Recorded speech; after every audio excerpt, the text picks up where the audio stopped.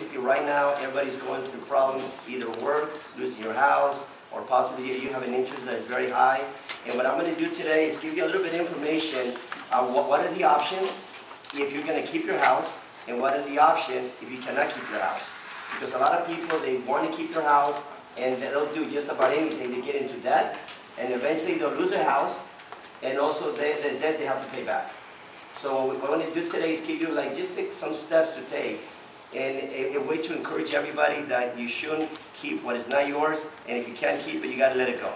You know, and basically, I've been doing this for approximately 22 years, and this is the hardest that has been for people trying to make sense to keep their house or to get rid of the house.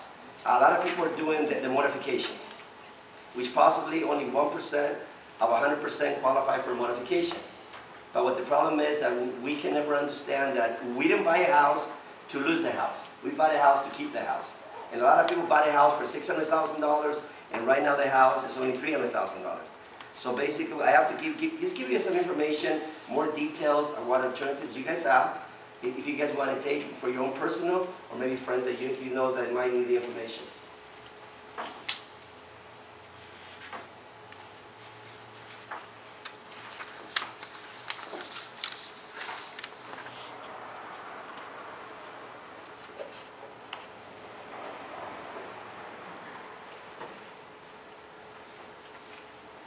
What we're going to go over today is basically some different topics. If you have a mortgage, what are the steps for you to keep your house? And if you can't keep it, what are the steps for you not to keep it?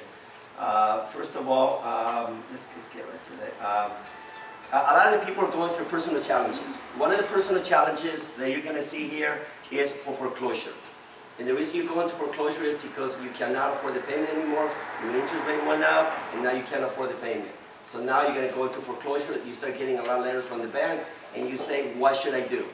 Well, there are basically steps that you should do, which I'm going to explain to you very detailed today. Secondly, you have a lot of bills. This is just what encourages you to lose your house or possibly getting into problems. Secondly, divorce. And one thing kind of adds to the other. First of all, you're losing your house, a lot of bills, you get upset, you want to get divorced. The other one is you lose your job. That gets everybody really upset. And the reason you lose your job is because a lot of people are unemployed, and everything has to do mainly with real estate.